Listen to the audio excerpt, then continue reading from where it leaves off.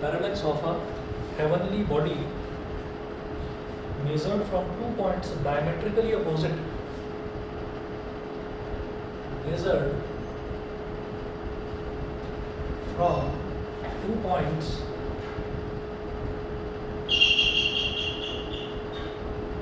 cost of देखना है please. Measured from 2 points diametrically opposite. आ जाओ इस टाइम सीधा आ जाए करो, खुला ही रहता है, वो बंद कर देना बस दोनों दरवाजे. Measured from 2 points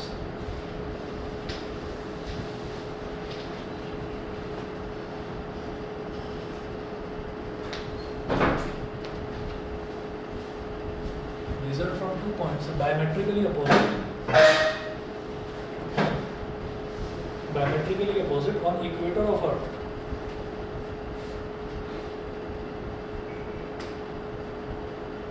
On equator of Earth is 1 minute. Is 1 minute. Is 1 minute. Full stop. If the radius of the Earth is 6400 kilometer,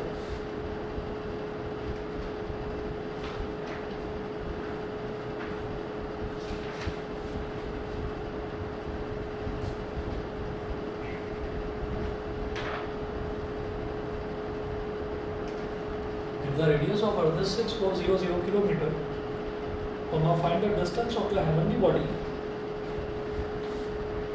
Find the distance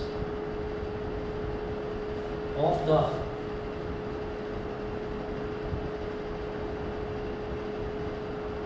heavenly body.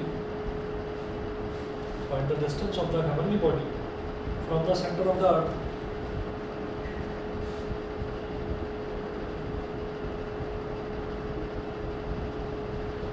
From the center of the Earth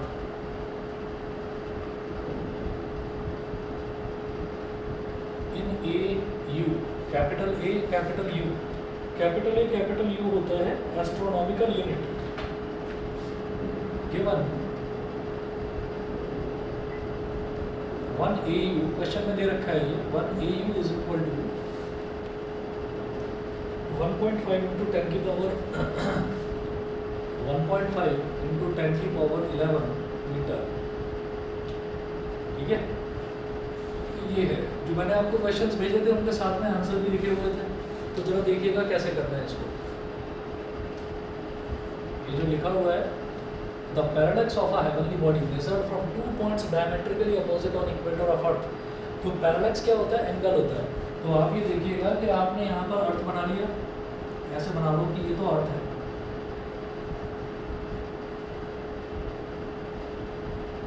और इस तरफ से आपने एक heavenly body को देखा, इसको बोल दीजिए P, ब्रैकेट में लिख देना हेवनली बॉडी. हेवनली बॉडी मतलब आसमान में कोई बॉडी है, कोई चीज़ है जो हमको दिखाई दे रही है, उसको हमने अर्थ के एक पॉइंट से देखा और फिर डायमेट्रिकली अपोजिट पॉइंट से देखा. मतलब ये जो डिस्टेंस है ये क्या हो गया? ये अर्थ का डायमीटर हो गया. तो डायमीटर का एक पॉइंट ये हो गया और डायमीटर का एक पॉइंट ये हो गया. डायमेट्रिकली अपोजिट पॉइंट्स इनको बोलते हैं. तो वो P है, इसको बोल दीजिए A, इसको बोल दीजिए B. ये हमने अर्थ बनाया है. अच्छा, ये जो पॉइंट है इसको बोल दीजिए O, इसको O बोल दो. अब है क्या, ये जो बीच वाला जो एंगल है, ये जो बीच वाला एंगल है, दिस इज कॉल्ड थीटा. और ये कितना दे रखा है मेरे को? 1 डैश. 1 डैश का मतलब 1 मिनट. ठीक है. अच्छा, अगर मान लीजिए हम जैसे डिग्री को रेडियन में कन्वर्ट करते हैं, वो भी हमने एक रिलेशन याद करा था 1.74 इंटू 10 की पावर -2. ठीक है, रेडियन. एज ए मिनट का अगर कन्वर्ट करते हैं तो 2.9 इंटू 10 की पावर -4 रेडियन. चेक कर लो, यही है, लास्ट क्लास में करवाया था. तो 1 मिनट तो हमारा रेडियन में कन्वर्ट हो गया सीधा सीधा इस तरह से. उसके बाद ये बोल रहे हैं if the radius of the earth is 6400 kilometre. तो रेडियस अगर 6400 है तो अपना डायमीटर क्या हो जाएगा? उसका डबल. कितना हो जाएगा 12800। तो ये जो है स्मॉल बी बोल देते हैं इसको, ये वाली जो लाइन है इसको स्मॉल बी बोल देते हैं। तो ये कितना हो गया 12800 किलोमीटर। और ज़रूरी है क्या इसको स्ट्रेट लाइन लेना? हम ये कहते हैं जब डिस्टेंसेस उतने ज़्यादा होते हैं ना, तो हम क्या करते हैं इस स्ट्रेट लाइन को हमें कर्व की तरह डील करते हैं ऐसे। और जब मैं इसको एक कर्व की तरह ले रहा हूँ तो ये जो कर्व है मतलब यहाँ पर फिर हमारा फॉर्मूला लग जाएगा theta is equal to L upon R, length of arc upon radius वाला formula, length of arc upon radius. अब जो रेडियस है यहाँ पर वो रेडियस क्या है? वो रेडियस ये वाला डिस्टेंस है, इस डिस्टेंस को हमने एस मान लिया, ठीक है। तो आप क्या करेंगे theta is equal to L upon R, since theta is equal to L upon R, तो इस केस में ये जो एल है, L is called length of arc, तो ये लेंथ ऑफ आर्क क्या है? बी है। तो theta is equal to B, और जो रेडियस है, रेडियस क्या है? कैपिटल एस है, बी अपॉन एस। मुझसे पूछा क्या जा रहा है कि मुझे तो एस ही निकालना है, तो एस क्या हो गया? ये एस इधर आ जाएगा और ये थीटा इधर आ जाएगा, तो S is equal to B upon theta. तो S is equal to B upon theta. अच्छा बी कितना है? 12800 किलोमीटर। तो किलोमीटर स्टैंडर्ड ऐसा यूनिट तो नहीं है, तो मीटर है, तो मीटर में कन्वर्ट करो। तो S is equal to 12800 kilometre है, तो मीटर में कन्वर्ट करने के लिए इट इज़ वेरी सिंपल। हमने क्या देखा था 12800 km, तो k इज फॉर 10 की पावर 3, 10 की पावर 3, किलो का मतलब 10 की पावर 3, तो k हटाकर 10 की पावर 3 लगा दीजिए, तो 10 की पावर 3 हो गया, ये हो गया ऊपर हमारे पास ये मीटर में आ गया, ठीक है। एस इज इक्वल टू, अच्छा पी और थीटा कितना है? थीटा है बेटा 2.9 इंटू 10 की पावर -4, तो 2.9 इंटू 10 की पावर -4। अब क्या करिए एस इज इक्वल टू कितना हो जाएगा 12800 इंटू 10 की पावर 3 -4, ऊपर जाकर क्या हो जाएगा 10 की पावर +4, और ये 2.9 है, इसका पॉइंट गया तो 1 10 और आ जाएगा ऊपर, ठीक है, इतना हो गया। अब क्या करिए ये 10 की पावर 3 + 4 7, 7 + 1 8, तो 10 की पावर 8 तो अलग हो गया, उसको तो अलग छोड़ो और 29 से 12800 को डिवाइड कर दो। 12800 इसको आप 29 से डिवाइड कर दो, तो 29 के टेबल में 12 तो आता नहीं, 128 ट्राई करिए सीधा, तो 29 लगभग 30 हो गया, तो 34 सा 120 होता है, और 35 सा 150, वो तो बड़ा हो जाएगा, तो 4 सा होगा। तो इधर आप लिखें 4, अच्छा 4 हो गया, तो 4 9 सा 36, 4 2 सा 8 और 3 11, 116, सब्ट्रैक्ट करेंगे कितना आ जाएगा 12, 120 आ गया, फिर से 4 से, ठीक है, तो 116, अब क्या आ गया 4 आ गया, फिर ये 0 कॉपी करेंगे, तो 29 1 सा 29, 40 - 29 11, 0 आ गया, तो जब 0 आ गया पॉइंट, तो क्या हो जाएगा ये 3 सा, क्योंकि 4 सा तो 116 हो जाएगा, यस सर, तो 3 सा तो 3 9 सा 27, 3 2 सा 6 और 2 8 87 हो गया, 10 - 7 कितना हो गया 3, इधर क्या बचा 10 10 - 8 कितना हो गया 223, 230, 230 का मतलब क्या हो गया, ये हो गया 8 9 सा और 8 to the 67 बड़ा हो जाएगा, 7 सा 7 9 सा 63, 6 10 7 to the 14 और 6 20 203, ठीक है, तो 441.37 हो गया। अब ये आगे चलता ही रहेगा, तो हम 2 डेसिमल प्लेसेस तक निकाल कर छोड़ देते हैं, तो ये हो जाएगा हमारे पास 441.37, इससे डिवाइड करा 441.37 मल्टीप्लाई बाई 10 की पावर 8 मीटर, ठीक है। तो ये डिस्टेंस हो गया उस हेवनली बॉडी का अर्थ से डिस्टेंस हो गया, ठीक है। अब इसको क्या करना है कि इसको एस्ट्रोनॉमिकल यूनिट AU में कन्वर्ट करना है, तो AU में कन्वर्ट करेंगे कैसे होगा, ये मिटा रहा हूँ उधर से, फिर आप एक फॉर्मूला ये वाला दोबारा बताता हूँ, एक मिनट रुकिए बस।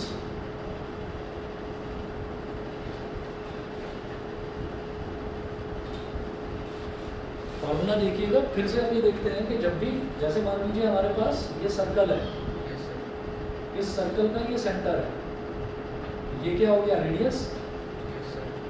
ये रेडियस हो गया, ठीक है। और ये जो यहाँ से लेकर यहाँ तक वाला हिस्सा है, this is called Arc. Length of arc, और ये बीच का एंगल हो गया थीटा। आप ही मान लीजिए कि इस सर्कल में से ये टुकड़ा मैंने काट कर निकाल लिया, कैसे, ये सर्कल गायब कर दो,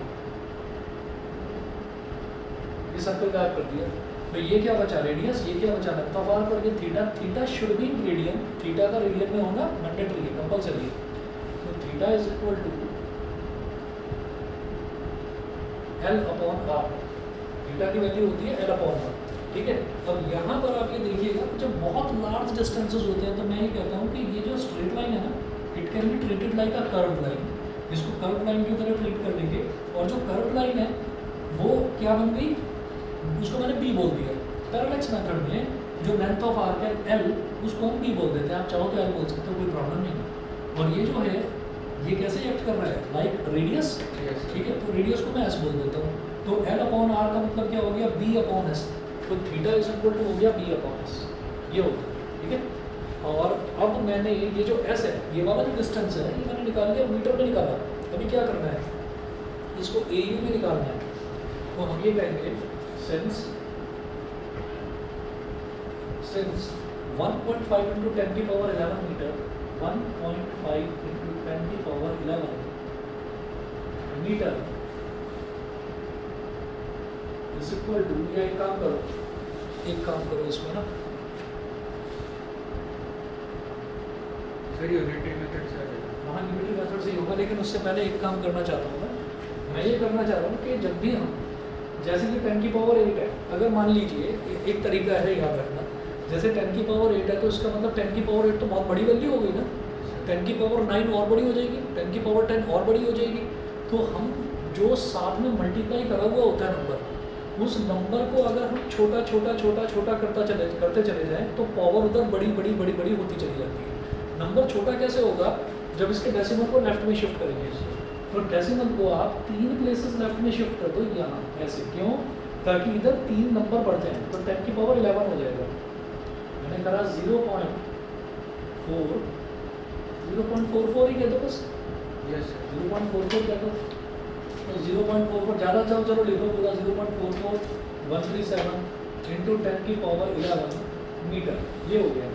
यहाँ तक समझ में आ गया भाई? अनमोल और अक्षय दोनों बताइए please. Yes sir, yes sir. ठीक है, चलिए, तो ये हमारे पास हो गया 0.44137 इंटू 10 की पावर 11 मीटर। ये मैंने जानबूझकर क्यों करा है, क्योंकि मुझको उन्होंने पूछा है कि find the distance of the heavenly body from the centre of the earth in AU में निकालना है, एस्ट्रोनॉमिकल यूनिट, और उसमें 10 की पावर 11 दे रखा है। तो अब लगाऊंगा न्यूटन मेथड, हम ये कहेंगे एस की वैल्यू तो ये आ गई, ठीक है। और अब लिखिएगा सिंस 1.5 इंटू 10 की power 11 metre is equal to 1 AU, it implies that 1 meter is equal to 1 upon 1.5 into 10 की power 11 AU,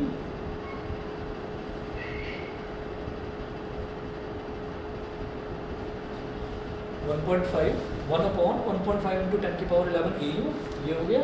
तो इतने मीटर में एक AU है, तो 1 मीटर में क्या होगा, जो यहाँ लिखा हुआ है ये यहाँ डिनोमिनेटर में चला जाएगा। तो अब 0.44137 इंटू 10 की पावर 11 मीटर, इतने मीटर में क्या होगा, इस क्वेश्चन मल्टीप्लाई करने के लिए, ठीक है।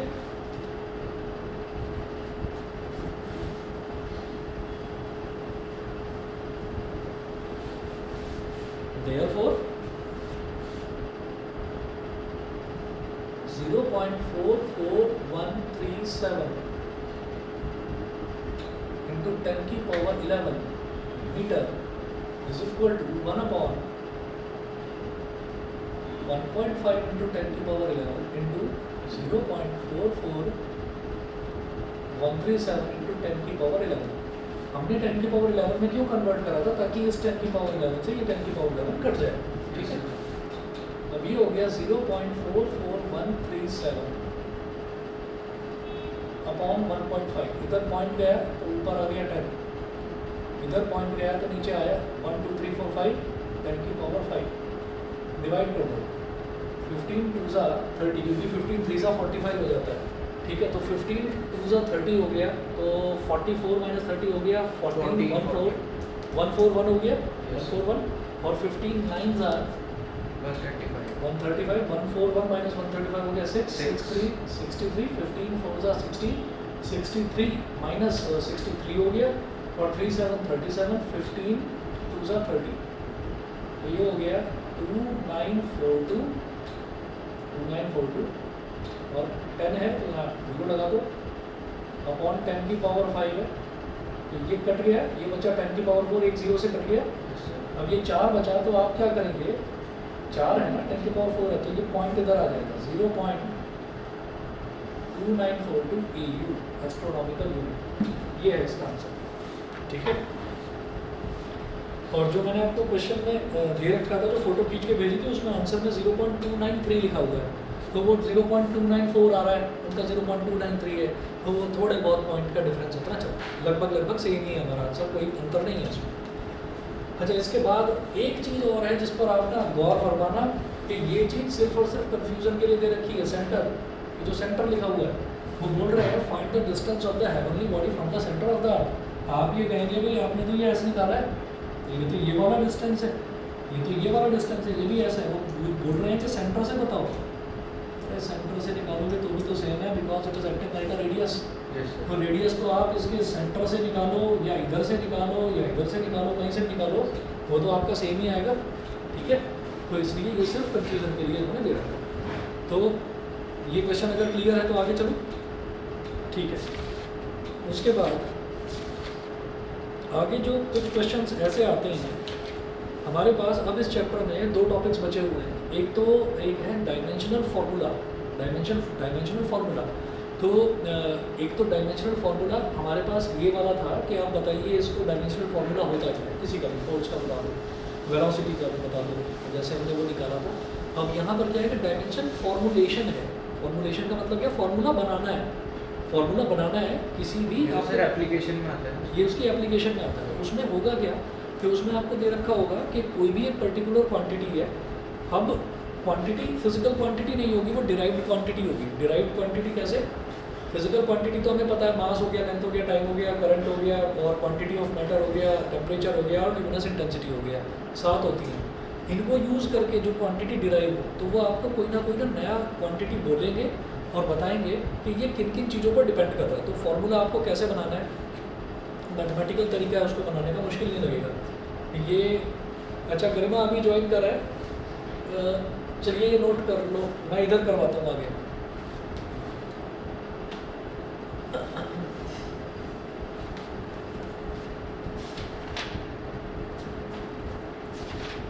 सर इसे हम 0.44 भी तो लिख सकते हैं।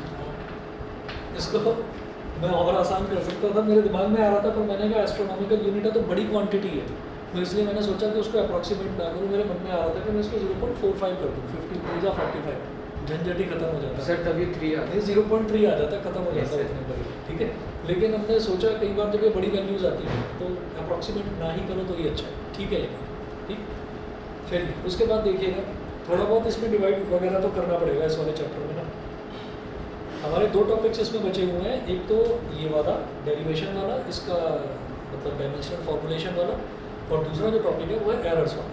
ठीक है, तो ये 2 टॉपिक्स बचे हुए हैं, जल्दी खत्म हो जाएगा, ज़्यादा बचा नहीं है इस चैप्टर में। फिर अगला वाला स्टार्ट करेंगे, motion in a straight line.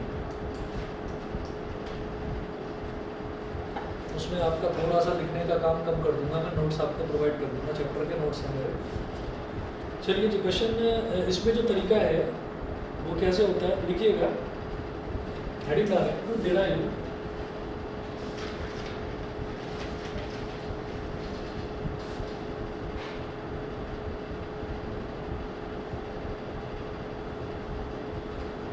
the relationship among physical quantities, to derive the relationship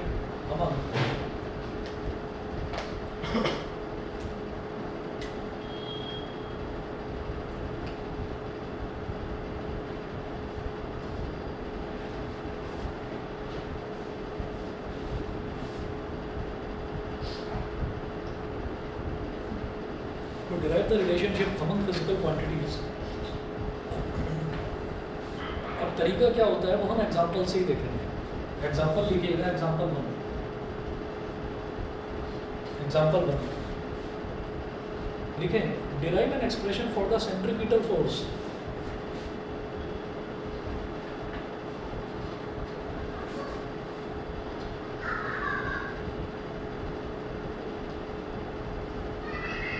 sir ये एक्सरसाइज का क्वेश्चन है। नहीं, इसी में दे रखा है, ऐसा दरोड़ा में दे रखा है, एग्जाम्पल है इसमें। Derive an expression for the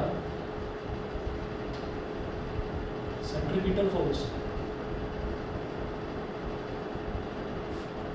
capital F, derive an expression for the centripetal force capital F acting on a particle of mass m.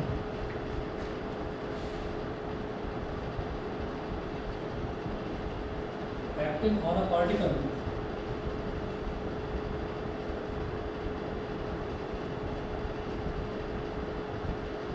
derive an expression for the centripetal force capital F acting on a particle of mass small m moving with velocity small v, moving with velocity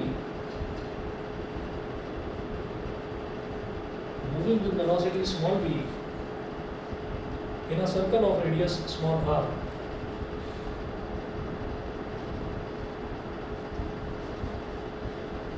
In a circle of radius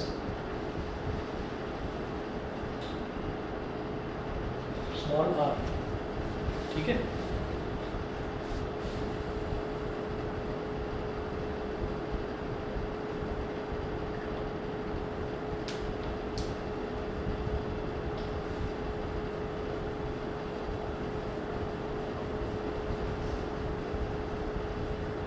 तो centripetal force का definition क्या होती है centripetal force की, इसके बारे में detail में तो हम force and loss of motion में करेंगे, लेकिन यहाँ जितनी ज़रूरत है उतना बताता हूँ आपको। सेंट्रीपिटल फोर्स में क्या होता है कि मान लीजिए हमारे पास एक स्टोन है, हमारे पास एक छोटा सा कोई स्टोन है और एक हमने थ्रेड ले लिया, थ्रेड में हमने स्टोन को बांध दिया और पकड़ के उसको ऐसे ऐसे ऐसे हमने घुमाना शुरू कर दिया, ठीक है। तो जब हम उसको घुमाना शुरू करेंगे तो हमें लगेगा कि जैसे जो थ्रेड है, थ्रेड की जो लेंथ है, it is acting like a radius और उसका एक सर्कुलर लूप तैयार हो गया है, तो सर्कुलर लूप उसका घूमता जा रहा है। अब उसमें होगा क्या, थोड़ी देर बाद क्या होता है, हमारे हाथ में ना दर्द होना शुरू हो जाएगा, क्योंकि कब तक होल्ड करके रखेंगे, तो हम थोड़ी देर बाद हमको लगेगा कि हाँ हमारा खेल पूरा हो गया, थोड़ी देर रुक जाते हैं, ठीक है, हम ये करते हैं। होता क्या है कि अगर दिमाग में ये आ जाएगा नहीं इसको छोड़ दो, इसको छोड़ दो, छोड़ेंगे तो दर्द दूर हो जाएगा, तो ठीक है छोड़ देते हैं। तो छोड़ने से होता क्या है, देखो आपने ऐसे इसको घुमाया, एक पत्थर है वो ऐसे घूमता जा रहा है, ये सेंटर हो गया, ये लेंथ हो गई, लेंथ ऑफ द थ्रेड, ठीक है। तो होता क्या है कि आप उसको घुमाते जा रहे हो, तो उसको अगर आपने पकड़ रखा है, यहाँ पर आपने उसको बीच में सेंटर में पकड़ रखा है और आपने उस थ्रेड को छोड़ दिया, तो क्या होगा, ऐसा थोड़ी है कि ये जो स्टोन है तब भी गोल गोल घूमता रहेगा। ये स्टोन मान लीजिए उस टाइम इस जगह पर था और आप इसको ऐसे ऐसे घुमा रहे थे, तो ये क्या होगा, ये टेंजेंशियली चला जाएगा। टेंजेंट समझते हैं, सर्कल का टेंजेंट, ठीक है, तो ये टेंजेंशियली चला जाएगा। तो लगातार जब हम इसको घुमा रहे हैं, लगातार जब हम इसको घुमा रहे हैं, तो ये इस पाथ में से निकलने की कोशिश करता रहता है स्टोन। तो और ये जब निकलने की कोशिश करता है तो वो ऐसा होता है कि इसको, ये जो थ्रेड है ये ढीला नहीं रह सकता, ये टाइट हो जाता है। तो टाइटनेस का मतलब होता है टेंशन। टेंशन वो नहीं है जो हम सोचते हैं और हमारे दिमाग में हो जाती है। टेंशन का मतलब ये है कि एक थ्रेड दिया, तुमने पकड़ा, मैंने पकड़ा और हमने खींचना शुरू कर दिया। तो जब हमने उसको खींचना शुरू कर दिया ना, तो इट हैज़ बिकम टेंस्ड, वो टेंस्ड हो गया। तो ये फिजिक्स की टर्म है टेंशन, TENSION, टेंशन। तो उस टेंशन की भी यूनिट होती है और यूनिट वो जो है वो फोर्स की ही होती है, न्यूटन, ठीक है। तो टेंशन जो है, tension is like force, force ही होता है टेंशन। तो इस थ्रेड में इस टाइम टेंशन है, जब हम उसको घुमा रहे हैं तो उसके अंदर टेंशन है, यानी कि पूरा टाइट हो रखा है। तो वो टेंशन कुछ इस तरीके की है कि एक फोर्स इस पर बाहर की तरफ एक्ट करती रहेगी। इसको तो हटाओ, ये तो जब हमने छोड़ दिया तब ये बाहर की तरफ टेंजेंशियली ऐसे जाता है, वो हमने प्रैक्टिकली देख रखा है। तो एक फोर्स इस पर ना सेंटर से बाहर की तरफ ऐसे निकलती रहती है, एक फोर्स बाहर की तरफ, जिसकी वजह से मेरे हाथ में दर्द हो जाता है। तो वो फोर्स कहलाती है centrifugal force. Centrifugal force, centrifugal force. और ये जो है, हम ये कहते हैं कि जब कोई एक फोर्स एक डायरेक्शन में लग रही है तो इक्वल एंड अपोजिट फोर्स में लगेगी उसको बैलेंस करने के लिए, ठीक है। तो अंदर की तरफ जो सेंटर की तरफ फोर्स लगती है that is called centripetal force. Centripetal force. तो हमको बस एक चीज याद रखनी है, सेंट्रीपिटल कौन सी है? जो अंदर की तरफ लग रही है दैट इज कॉल्ड सेंट्रीपिटल, जो बाहर की तरफ लग रही है दैट इज सेंट्रीफ्यूगल। और ये दोनों फोर्सेस हमेशा इक्वल होते हैं। कभी भी आपसे कहीं पर अगर सेंट्रीपिटल फोर्स पूछा जाए तो आपके पास उसका फॉर्मूला है, मैं फॉर्मूला बताऊंगा, mv²/r होता है, force and loss of motion वाले चैप्टर में करेंगे। यहाँ के उसी फॉर्मूले को कह रहे हैं भी डिराइव करके दिखाओ। F जो फोर्स है सेंट्रीपिटल फोर्स वो m पर, वेलोसिटी v पर और सर्कल के रेडियस r पर डिपेंड करता है। तो अब मैं फॉर्मूला कैसे बनाऊंगा, इसको कैसे डिराइव करूंगा, वही देखना है। देखो हम क्या कहते हैं कि इसमें क्वेश्चन में इन्होंने दे दिया कि जो सेंट्रीपिटल फोर्स है वो किस किस चीज़ पर डिपेंड करती है। तो आप लिखेंगे as per the given conditions,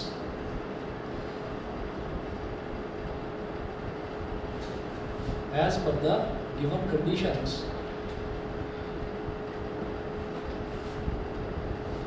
centripetal force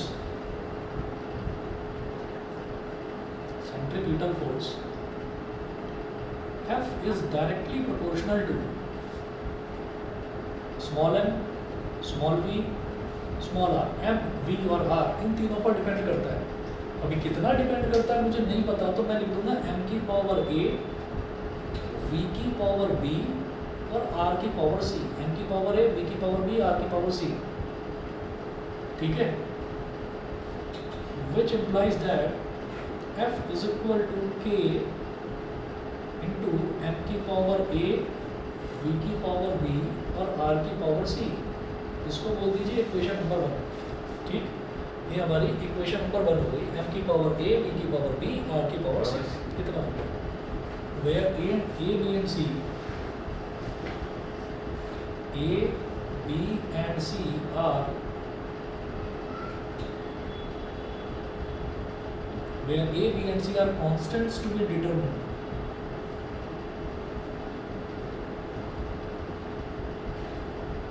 Where a, b and c are constants to be determined। यहाँ पर a, b और c जो हैं ये constants हैं to be determined, मतलब मेरे को इनकी वैल्यू कैलकुलेट करनी है, डिटरमिन करनी है। कैसे करूँगा? डायमेंशनल एनालिसिस लगाकर। आप क्या करेंगे? डायमेंशनल फॉर्मूले ऐसे लिखेंगे, हेडिंग डालेंगे डायमेंशनल फॉर्मूले। F जो है ये क्या होता है? फोर्स। फोर्स क्या था हमारा? मास इनटू एक्सेलरेशन। ठीक है, तो इस चीज़ को हम क्योंकि कर चुके हैं, डायमेंशनल फॉर्मूला हमको निकालना आता है, तो हम इसको यहाँ पर ना लिखकर हम रफ शीट में कहीं पर साइड में लिख लेंगे। कैसे? हम यहाँ पर ये लिख देंगे ऐसे, F is equal to mass into acceleration होता है। मास किस कैटेगरी में आएगा? कैपिटल M, कैपिटल M की कैटेगरी में। एक्सेलरेशन का यूनिट क्या होता है बेटा? मीटर पर सेकेंड स्क्वायर। मीटर किस कैटेगरी में आएगा? लेंथ की कैटेगरी में। सेकंड किस कैटेगरी में आएगा? टाइम की कैटेगरी में। तो m l t - 2 ये हो गया। तो आप फोर्स का लिखेंगे m की पावर 1, l की पावर 1 और t की पावर -2। एक ब्रैकेट में डाल दो ऐसे। ये डायमेंशनल फॉर्मूला हो गया फोर्स का।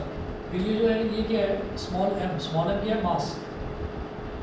तो भाई स्मॉल m के बारे में सोचने की ज़रूरत ही नहीं है, मास है तो ये सिर्फ मास की कैटेगरी में आएगा। कैपिटल M लिख दो बस। अभी मैं इसमें L और T क्यों नहीं लिख रहा हूँ बताऊँगा। उसके बाद जो V है, V क्या है? Velocity, small v।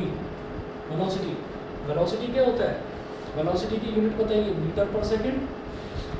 वेलोसिटी की यूनिट होती है मीटर पर second. Metre comes in the category of length, यानी कि second comes in the category of time. l t - 1 ये हो गया। तो V की जगह आप क्या लिखेंगे? l t - 1, l into T की पावर -1। उसके बाद अगला क्या है?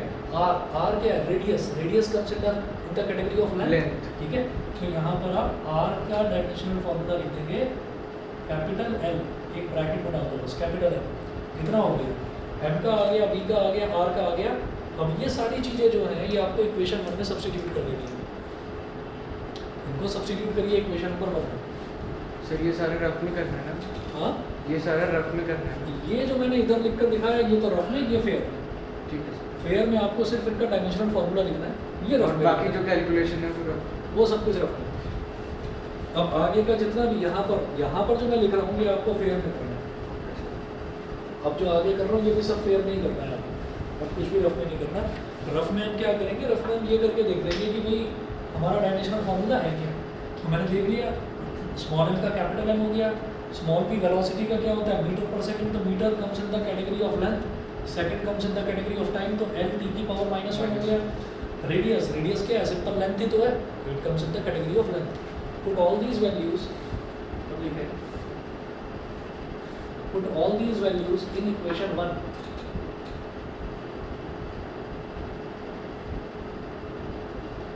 Put all these values in equation 1.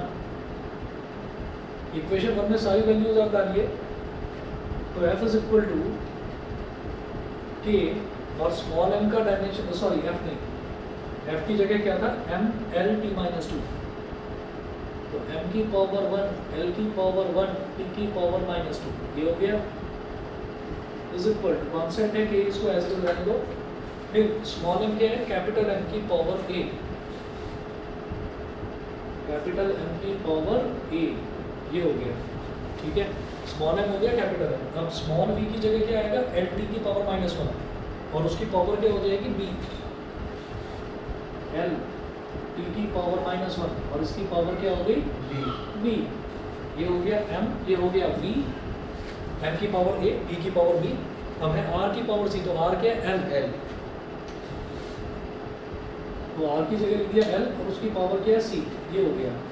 फिर लिखे अगले स्टेप में m की पावर 1 l की पावर 1 t की power -2, k is a constant जिसको एज इट इज लिखना है आपको। अब ये क्या हो गया बेटा, जब m है ना सिर्फ m लिखा हुआ है तो इसका मतलब क्या है m की पावर 1 है, पावर की पावर मल्टीप्लाई हो जाती है, तो ये बन गया m की पावर a, ठीक है।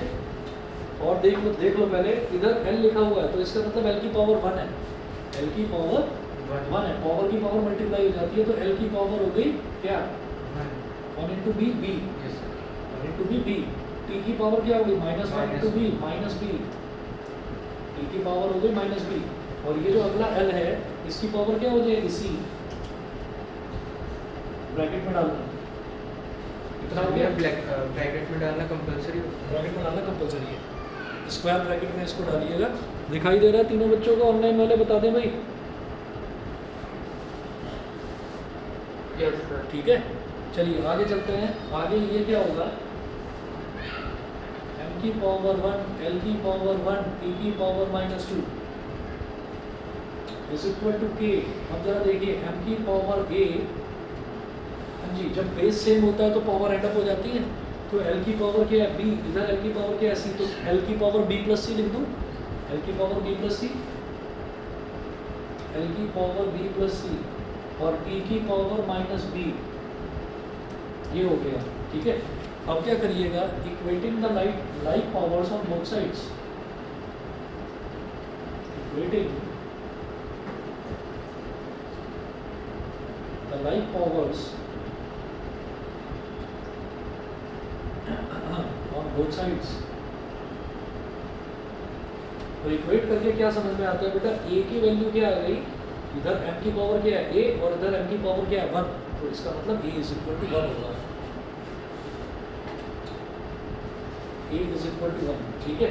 अब जरा l का देखिए, l की पावर क्या है b प्लस सी और इधर l की पावर है 1, तो इसका मतलब b plus C is equal to 1। इधर t की पावर क्या है -b, इधर t की पावर है -2, तो इसका मतलब -b is equal to -2, which means that minus से माइनस कट गया तो b की वैल्यू आ गई 2, तो a की वैल्यू 1 आ गई, b की वैल्यू 2 आ गई, b plus c is equal to 1। It implies that b की वैल्यू क्या है 2, तो 2 plus c is equal to 1, which means that c की वैल्यू 1 माइनस 2, यानी कि c की वैल्यू क्या आ गई -1, c की वैल्यू -1 आ गई, ठीक है। अब फिर से क्या करना है कि now again put these values of a, b and c in equation 1। Now again put the values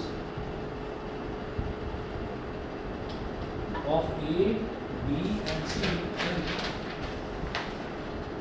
equation 1, a, b and c in equation 1। equation 1 क्या था, f is equal to k into M की power A, small M लिखेंगे हम, small M की power A. पहले हमने क्या करा था कि इक्वेशन 1 में हमने डायमेंशनल फॉर्मूले सब्स्टिट्यूट करे थे, put all these values in equation 1। तो मैंने इक्वेशन 1 में पहले डायमेंशनल फॉर्मूले सब्स्टिट्यूट करे, उससे मैंने ए बी और सी की वैल्यू निकाली। अब जो इक्वेशन 1 है उसमें एज इट इज आपको अब ए बी और सी की वैल्यू डालनी है। तो एफ इज इक्वल टू के इंटू स्मॉल एम की पावर ए का मतलब क्या है 1, ठीक है, v की पावर b का मतलब क्या है 2, तो v की पावर 2, ठीक है, और r की पावर c, तो c की वैल्यू कितनी है -1, तो r की पावर हो गई -1, ठीक। तो यहाँ से क्या बन जाएगा,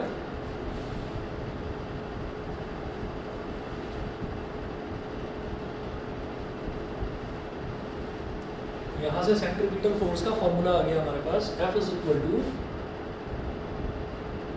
के M V square upon R की पावर -1 है, तो डिनोमिनेटर में जाके आर की पावर 1। सर इसे ऐसे पे नहीं छोड़ सकते? हाँ हाँ, ऐसे भी छोड़ सकते हो, ऐसे भी छोड़ सकते हो, या ऐसे करो, ठीक है। तो ये हो गया M V square upon R, where K is a constant, लिख दीजिए।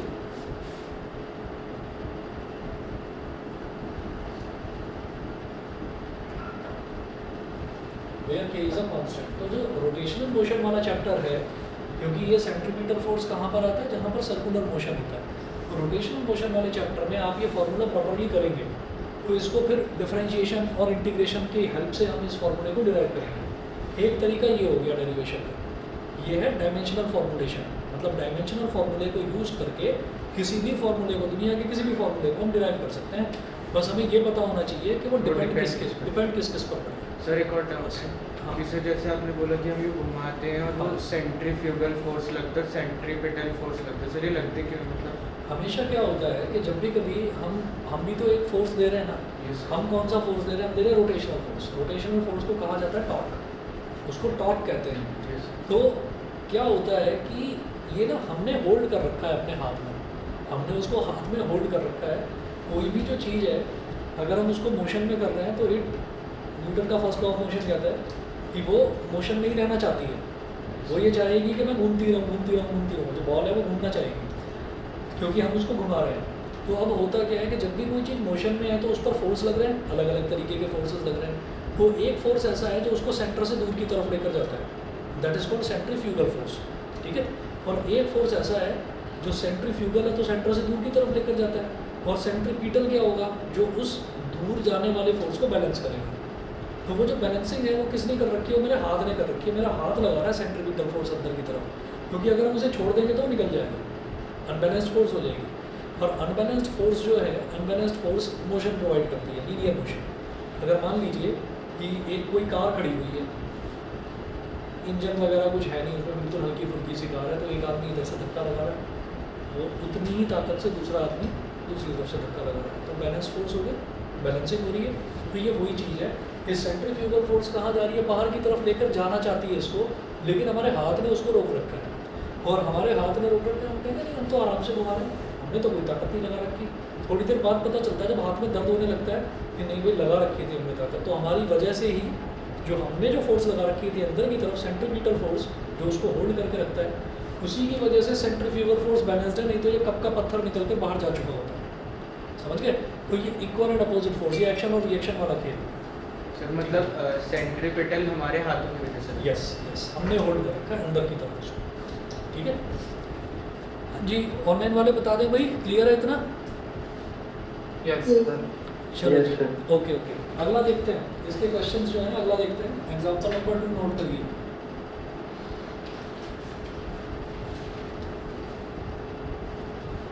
और पेपर में 100% जो भी आपका टेस्ट होने वाला है उसमें 100% ये डायमेंशनल फॉर्मुलेशन का क्वेश्चन जरूर आएगा। देखकर घबराहट हो जाती है क्योंकि थोड़ा सा ना बड़ा बड़ा लिखा रहता है, ठीक है। तो हमको लगता है बहुत बड़ी बड़ी वैल्यूज़ दे रखी हैं, पता नहीं हो पाएगा, नहीं हो जाएगा। देखिए क्वेश्चन नोट करें। Consider a simple pendulum, NCERT का क्वेश्चन है ये, इसमें दे रखा है ऐसा करोगा में। Consider a simple pendulum. मैं आज भी इसके आपको 1-2 क्वेश्चन भेजूंगा, करिएगा ज़रूर try. Consider a simple pendulum comma having a bob attached to a string.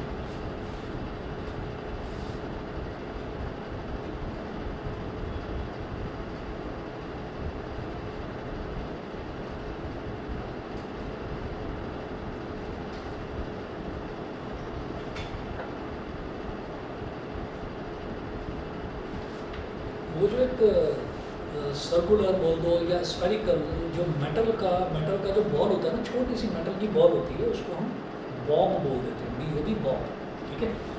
और एक स्ट्रिंग से, मतलब एक धागे से हम उसको कनेक्ट कर देते हैं और फिर उसको ऐसे ऐसे उसको हिलाते हैं, तो वो क्या बन जाता है, वो सिंपल पेंडुलम बन जाता है, ठीक है। तो consider a simple pendulum having a bob attached to a string, comma that oscillates under the action of force of gravity. That oscillates under the action of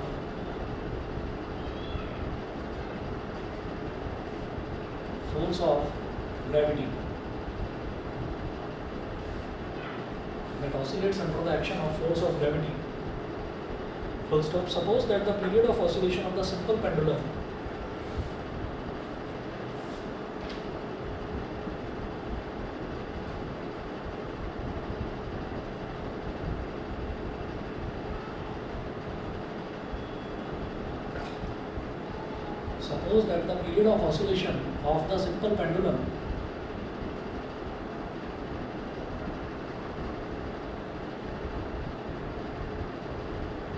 of the simple pendulum depends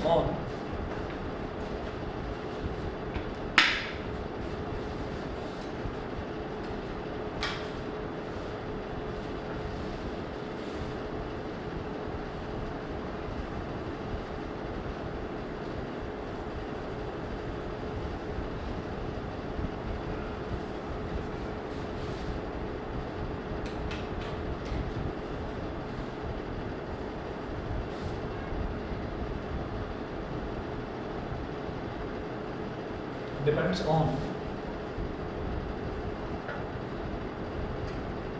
first mass m of the bob,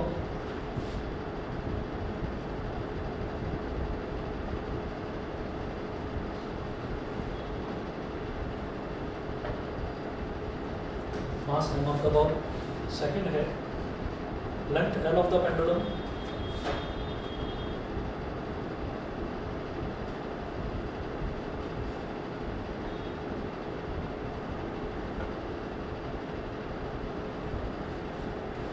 mass m of the bob, length L of the pendulum, third है acceleration due to gravity, small g at the place,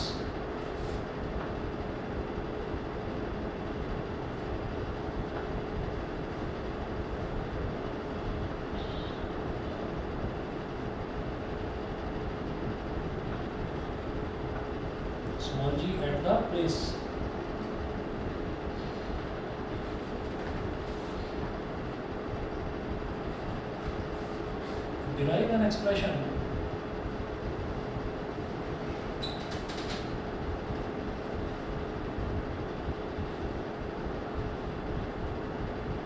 Derive an expression for its time period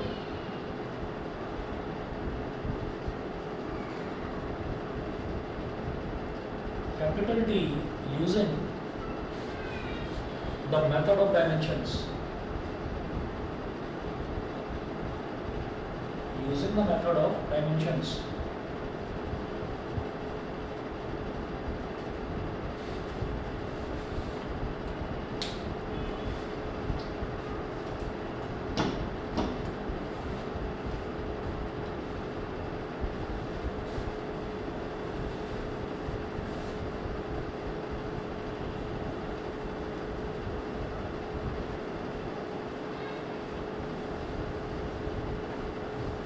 using the method of dimensions. ये जो बोला ना for its time period, तो time period और time taken में बहुत मामूली सा अंतर होता है. फॉर एग्जांपल मैं यहाँ से अपनी सोसाइटी के गेट तक गया, तो मुझे पता है कि मुझे यहाँ से वहाँ तक जाने में 1-2 मिनट लगेंगे. चलिए 2 मिनट, तो वो क्या हो गया, टाइम टेकन हो गया. अच्छा, अब एक चीज़ ये है कि मैं सोसाइटी के गेट तक गया, फिर अपने घर तक आया, गेट तक गया, फिर घर तक आया, गेट तक गया, फिर घर तक आया. मैं कंटिन्यूसली इस काम को कर रहा हूँ, ठीक है. तो होता क्या है कि फिर मैंने एक एवरेज टाइम पीरियड निकाल लिया। एवरेज टाइम पीरियड का मतलब क्या है कि मैंने ये देख लिया कि मैं आना और जाना कितनी देर में कर रहा हूँ। आना और जाने का मतलब क्या है, वन कंप्लीट साइकिल, इसको बोलेंगे वन कंप्लीट साइकिल या फिर वन कंप्लीट ऑसिलेशन। फिजिक्स के टर्म में इसको साइकिल भी बोला जा सकता है, ऑसिलेशन भी बोला जा सकता है। तो मैं गया और मैं आया, तो उसमें जो टाइम लगा ना, वो हमने जब कैलकुलेट करा तो हमने कहा कि एक इंसान की चलने की स्पीड नॉर्मली एवरेज एक जैसा ही होता है। कुछ लोग बहुत तेज चलते हैं, कुछ लोग बहुत धीरे चलते हैं। तो मैंने आने जाने का 8-10 बार अपना टाइम कैलकुलेट करा तो लगभग सेम ही निकल कर आया, क्योंकि एक इंसान एक जैसी स्पीड से ही चलता है। अच्छा, तो किसको कहते हैं टाइम पीरियड? तो time period is a fixed quantity और टाइम टेकन वो डिफरेंट क्वांटिटी है, वो अलग अलग क्वांटिटी है। ठीक है, तो टाइम टेकन क्या होता है, वो अलग अलग क्वांटिटी होती है। कि टाइम टेकन क्या है कि भाई मैं अपनी सोसाइटी के गेट तक गया तो मुझे 2 मिनट लग गए, मैं किसी दूसरी सोसाइटी तक गया तो मेरे को 10 मिनट लग गए, मैं सब्जी की दुकान तक गया तो मेरे को 15 मिनट लग गए। वो अलग अलग हो सकता है टाइम टेकन, लेकिन टाइम पीरियड जो है वो फिक्स होता है। तो इसी तरह से यहाँ पर सिंपल पेंडुलम की बात करी जा रही है। तो simple pendulum is like this, ये एक फिक्स्ड सपोर्ट है, ये स्ट्रिंग है, ये उस पर एक मेटल एक छोटी सी बॉल टांग दी जाती है, उसको बॉब बोल देते हैं। हमने इसको खींचा तो ये पेंडुलम यहाँ आ गई। तो ये पेंडुलम थोड़ी देर तक ऐसे ऑसिलेट करती रहेगी, पेंडुलम इस तरह से धीरे धीरे धीरे धीरे करके फिर फाइनली ऐसे ऐसे ऐसे करके रुक जाएगी यहाँ पर, ऐसा होता है। तो इन्होंने बोला कि यहाँ से अगर मान लीजिए मैंने पेंडुलम को ऐसे खींचा, बॉब को ऐसे खींचा और छोड़ दिया, तो ये ऐसे गया और फिर वापस ऐसे आ गया। तो इतना जाने में और फिर वापस इनिशियल पोजीशन पर आने में, this is called time period. तो ये जो टाइम पीरियड है T, it is directly proportional to, ये किस किस पर डिपेंड करता है? एक तो mass M of the bob, इस बॉब के मास एम पर डिपेंड करता है, तो लिखिए एम की पावर ए। ठीक है, और किस पर डिपेंड करता है? Length L of the pendulum, यानी कि पेंडुलम की जो ये लेंथ है एल पर डिपेंड करता है, तो लिखिएगा एल की पावर बी। और दूसरा ये करता है acceleration due to gravity small g. मैं जानता हूँ स्मॉल जी की वैल्यू 9.8 मीटर पर सेकंड स्क्वायर होती है, कोई नहीं स्मॉल जी लिखेंगे सर। तो स्मॉल जी इज क्या, ये भी एक्सेलरेशन ही है, तो स्मॉल जी की पावर सी। नेक्स्ट स्टेप में मैं क्या लिखूंगा, टी इज इक्वल टू के इंटू एम की पावर ए इंटू एल की पावर बी इंटू जी की पावर सी। अब इसको बोल दीजिए इक्वेशन नंबर 1, इसको मैंने इक्वेशन नंबर 1 बोल दिया। अब क्या करना है, वही काम जैसा पहले क्वेश्चन में करा था। लिखिएगा डायमेंशनल फॉर्मूले, लिखिए डायमेंशनल फॉर्मूले।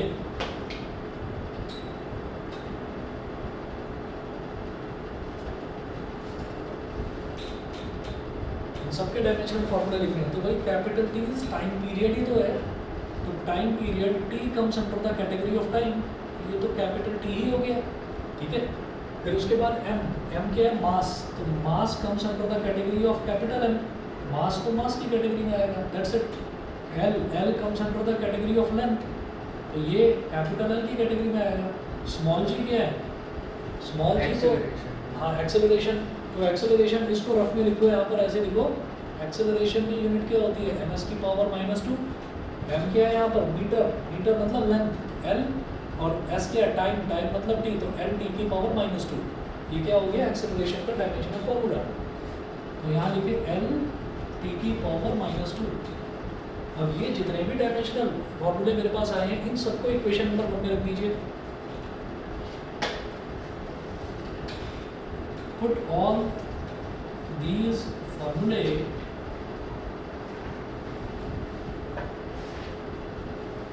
In equation 1। इनको इक्वेशन 1 में आप सब्स्टिट्यूट कर दो। इक्वेशन 1 में सब्स्टिट्यूट करेंगे तो देखिए क्या होगा। कैपिटल टी टाइम पीरियड, तो टी ही है उसका तो डायमेंशनल फॉर्मूला, तो उसकी जगह लिख दो T.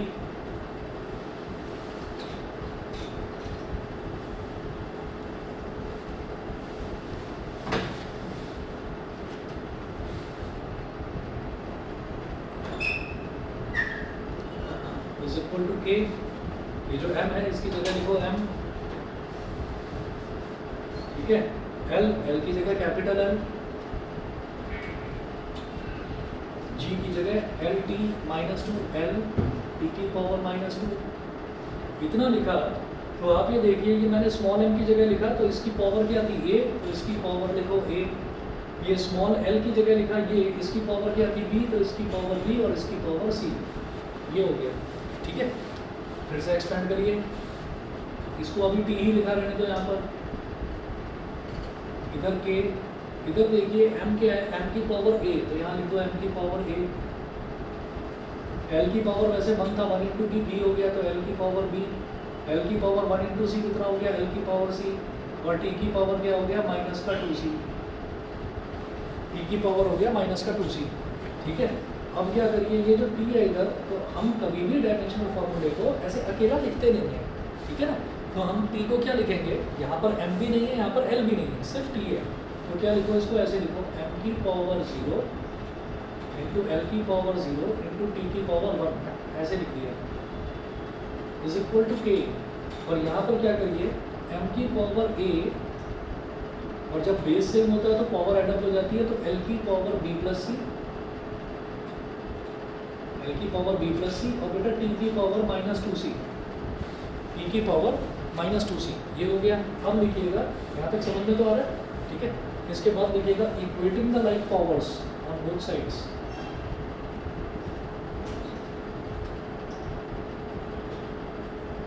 Equating the like powers on both sides।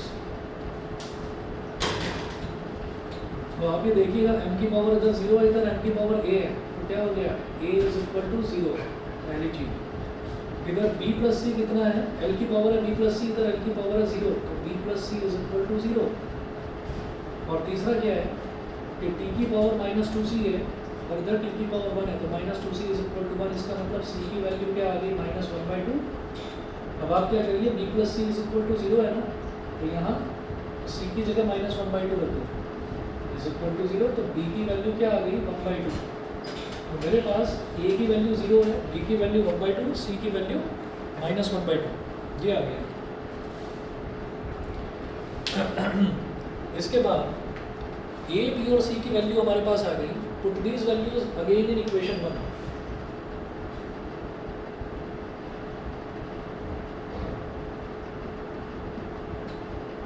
A, B and C in equation 1। पहले डायमेंशनल फॉर्मूला रखा था, अब सीधे सीधे बस A, B और C की वैल्यू रखनी है इक्वेशन 1 में। तो D is equal to K into small m की पावर A क्या है 0, तो स्मॉल m की पावर 0, स्मॉल l की पावर B कितना है 1/2, तो l की पावर हो गया 1/2, ठीक है। और स्मॉल g की वैल्यू कितनी है, स्मॉल g की पावर कितनी है C, तो स्मॉल g की पावर हो गई माइनस का 1/2, ये हो गया। अब एनीथिंग टू द पावर 0, ये तो वैल्यू क्या हो जाती है, 1 हो जाती है, तो m की पावर 0 1 हो गया, हटा दो उसको।